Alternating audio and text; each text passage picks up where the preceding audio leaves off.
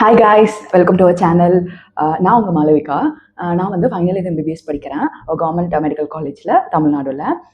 So இன்றைக்கி வந்துட்டு நம்ம எதை பற்றி பார்க்க போகிறோம் அப்படின்னு சொன்னால், நம்ம வந்துட்டு தியரி அண்ட் ப்ராக்டிகல்ஸ் வந்து நம்ம படிப்போம். அப்படி தானே எம்பிபிஎஸ் கோர்ஸ் டியூரேஷனில் தியரி படிப்போம், அப்புறம் வந்து ப்ராக்டிக்கல் படிப்போம். இதில் வந்துட்டு ப்ராக்டிக்கல் ஆஸ்பெக்ட்ஸ் ஆஃப் எம்பிபிஎஸ் என்னதெல்லாம் அப்படிங்கிறத வந்துட்டு நான் சொல்கிறேன். அதாவது போஸ்டிங்ஸ் அட்டென்ட் பண்ணுவோம்ல, ஸோ அதை பற்றி வந்துட்டு இந்த வீடியோவில் நம்ம ப்ரீஃபாக பார்க்கலாம். ஓகேவா?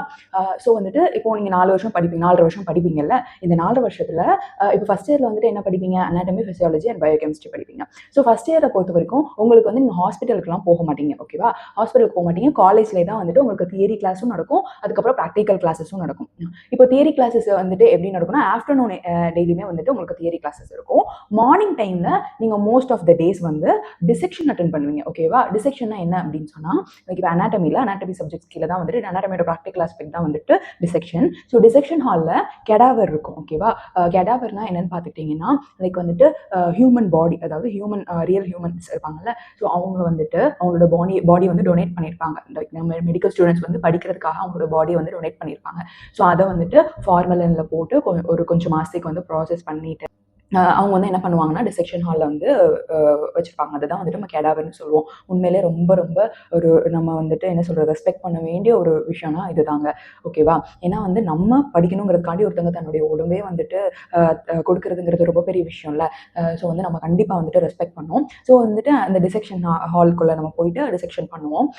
இப்போ வந்துட்டு உங்களுக்கு வந்து அப்பர் லிம் நடத்துகிறாங்க அப்படின்னு சொன்னால், அப்பர் லிம் டிசெக்ஷன் வந்துட்டு அங்கே வந்து சொல்லி தருவாங்க. அதாவது இப்போ நம்மளுடைய ஆர்ம்ஸ் இருக்குன்னு வச்சுக்கோங்க, ஆர்ம்ஸ் 4 ஆர்ம்ஸ்லாம் இருக்குன்னா இதெல்லாம் டிசெக்ட் பண்ணி, அதாவது ஒவ்வொன்றா கட் பண்ணி உள்ள என்ன ஸ்ட்ரக்சர்ஸ்லாம் இருக்குது, என்னென்ன மசில்ஸ் இருக்குது, என்னென்ன ஆர்ட்ரிஸ், வெயின்ஸ், அதுக்கப்புறம் நர்வ்ஸ்லாம் இருக்குது, என்னென்ன போன்ஸ் இருக்குது அப்படிங்கிறத பார்ட்டாக வந்து நம்ம ரியலாகவே வந்துட்டு கற்றுப்போம். இதுதான் வந்து நம்ம டிசெக்ஷன் ஹாலில் வந்துட்டு கற்றுப்போம். ஓகேவா? ரொம்பவே லைக் ரொம்ப ஆச்சரியமாக இருக்கும். நம்ம ரியல் டைமில் பார்க்குறோம், நம்ம வீடியோஸில் பார்த்துருப்போம், லைக் ஹியூமன் பாடிங்கிறத புக்கில் பார்த்துருப்போம், பிக்சர்ஸில் பார்த்துருப்போம், கலராக பார்த்துருப்போம். பட் அங்கே போயிட்டு ஒரு ரியல் ஹியூமனில் இப்படி தான் இருக்குமா அப்படிங்கிறது ஒவ்வொரு ஸ்ட்ரக்சர்ஸை, கிட்னி, லிவரை அதெல்லாம் பார்க்கும்போது ரொம்பவே ஆச்சரியமாக இருக்கும்.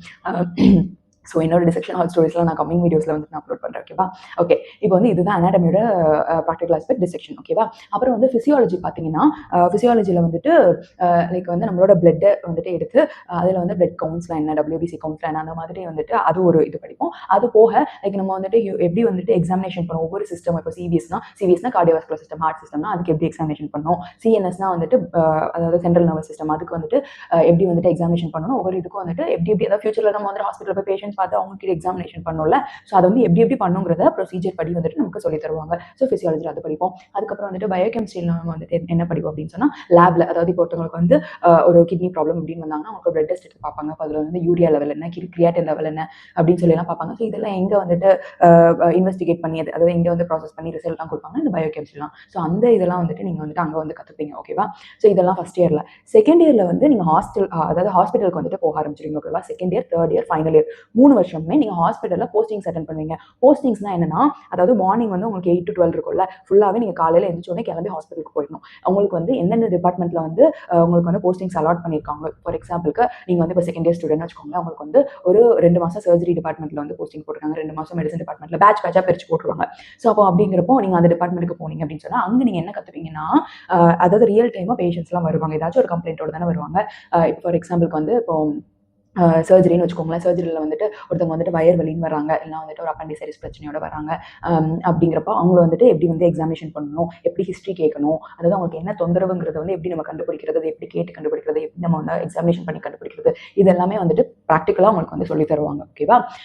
ஸோ வந்துட்டு நீங்கள் செகண்ட் இயரில், தேர்ட் இயரில், ஃபைனல் இயர் 3 வருஷமே காலைல 8 மணிலேருந்து 12 மணிக்கு ஹாஸ்பிட்டலில் தான் இருக்கணும். அதுக்கப்புறம் லஞ்சுக்கு அப்புறம் தான் வந்துட்டு உங்களுக்கு வந்து தியரி கிளாஸஸ் நடக்கும். அந்த தியரி கிளாஸஸ் வந்து நீங்கள் எந்தெந்த இயர் படிக்கிறீங்களோ அந்தந்த இயரோட தியரி சப்ஜெக்ட்ஸ் இருக்கும்ல, அது வந்துட்டு உங்களுக்கு உங்களோட காலேஜில் லெக்சர் ஹாலில் வச்சுட்டு நடத்துவாங்க. ஓகேவா? இப்போ இந்த போஸ்டிங்ஸ் நீங்கள் அட்டென்ட் பண்ணும்போது அங்கே வந்து இப்போ எப்படின்னா வந்து உங்களுக்கு யார் சொல்லிக் கொடுப்பா அப்படின்னு பார்த்தா, உங்களுக்கு வந்து அங்கே இருக்கிற பிஜிஸ்லேருந்து அசிஸ்டன்ட் ப்ரொஃபஸர்ஸ்லேருந்து ஹெச்ஓடிஸ் வரைக்கும் எல்லாருமே வந்து உங்களை கூப்பிட்டு சொல்லி தருவாங்க. அப்புறம் ஹாஸ்பிட்டல்ஸ்லையுமே வந்துட்டு உங்களுக்கு தனித்தனி ரூம்ஸ் இருக்கும். இப்போ ஜென்ரல் சர்ஜரி அப்படின்னு சொன்னால், ஜென்ரல் சர்ஜரியில் வந்துட்டு இந்த மாதிரி பிள்ளைங்களுக்கு வந்து கிளாஸ் நடத்துகிறவங்களுக்காகவே உங்களுக்கு கிளாஸ் ரூம்ஸ்லாம் இருக்கும், அவைலபிளாக இருக்கும். ஸோ அங்கே வச்சு தான் வந்துட்டு உங்களுக்கு கிளாஸஸ் நடக்கும். ப்ளஸ் நீங்கள் பேஷண்ட்ஸ் பார்த்து வந்துட்டு கற்றுக்கலாம். ஓகேவா? ஸோ பேஷண்ட் கிட்டலாம் இன்ட்ராக்ட் பண்ணும்போது உண்மையிலே ரொம்ப நல்லாயிருக்கும் அவங்களோட இதெல்லாம் கேட்குறதுக்கு. சில பேர்லாம் நம்ம ஹிஸ்ட்ரி கேட்கணுன்ட்டு போவோம், போயிட்டு வந்துட்டு அவங்களோட வாழ்க்கை வரலாறுலாம் அவங்க பிறந்ததுக்கு சொல்லி சொல்லிட்டு இருப்பாங்க. நாங்கள் உட்காந்து அப்படியா, ஓ அப்படியா, அப்படி ஆயிடுச்சா, இப்படி ஆயிடுச்சு எனக்கு வந்து கதை கேட்டுட்டு இருப்போம். கடைசியில் நம்ம எதுக்கு போனோம், எதை பற்றி கேட்க போனோங்கிறது சில டைம் வந்து மறந்துட்டு அதுக்கப்புறம் இது சொல்லுறது அவசர அவசரமாக கேஸ் எடுத்த கதைகள்லாம் உண்டு. ஸோ இந்த மாதிரிலாம் நிறைய விஷயங்கள் நடக்கும். ரொம்பவே ஜாலியாக தான் இருக்கும். நம்ம குரூப்பாக போய் எடுப்போமா, யூனிட்டாக பிரிச்சிருவாங்க. அதாவது இப்போ நீங்கள் ஒரு பேட்ச் போகிறீங்க அப்படின்னு சொன்னால், இப்போ நாலு டிபார்ட்மெண்ட்டில் உங்களை வந்து பிரித்து போஸ்ட் பண்ணியிருக்காங்க அப்படின்னு வச்சுக்கோமே. லைக் இப்போ எக்ஸாம்பிளுக்கு சொல்லணும்னா 150 மெம்பர்ஸ், இப்போ எங்கள் காலேஜில் 150 மெம்பர்ஸ் இருக்காங்க.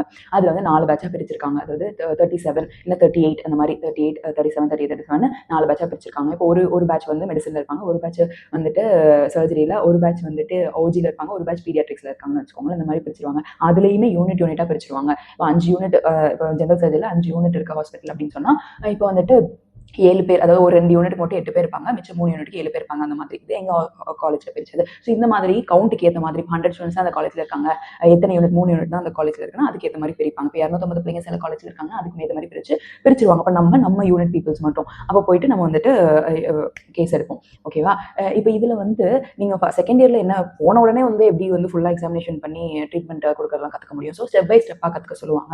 அதாவது நீங்கள் செகண்ட் இயர் போனோடனே, அதாவது செகண்ட் இயர் வந்து ஃபர்ஸ்ட் கிளினிக்கல்ஸ்னு சொல்லுவாங்க. ஓகேவா? ஹாஸ்பிட்டல் போனோடனே ஃபர்ஸ்ட் கிளினிக்கல்ஸ், அதாவது அதுக்கப்புறம் தேர்ட் இயர் படிப்போம்ல, அது வந்து pre final years, final years, அதாவது ஃபோர்த் இயர் படிக்கிறவங்க ஃபைனல் இயர்ஸ்னு சொல்லுவாங்க. இப்போ இந்த ஃபர்ஸ்ட் கிளினிக்கல்ஸில் வந்துட்டு நீங்கள் வந்து மெயினாக ஹிஸ்ட்ரி எப்படி எடுக்கணும், அதாவது ஒருத்தவங்க ஒரு பிரச்சனைன்னு வராங்க அப்படின்னு சொன்னால் அவங்களோட பேர் என்ன, அவங்களோட வயசு என்ன, அவங்க என்ன வேலை பார்க்குறாங்க அப்படின்னு சொல்லிட்டு ஸ்டார்டிங்லேருந்து அதுக்கப்புறம் வந்துட்டு அவங்களோட மெயின் கம்ப்ளைண்ட் எனக்கு மூச்சு விட கஷ்டமாக இருக்குன்னு வந்திருக்காங்கன்னா இப்போ டிஸ்னியா அப்படின்னு சொல்லுவாங்க.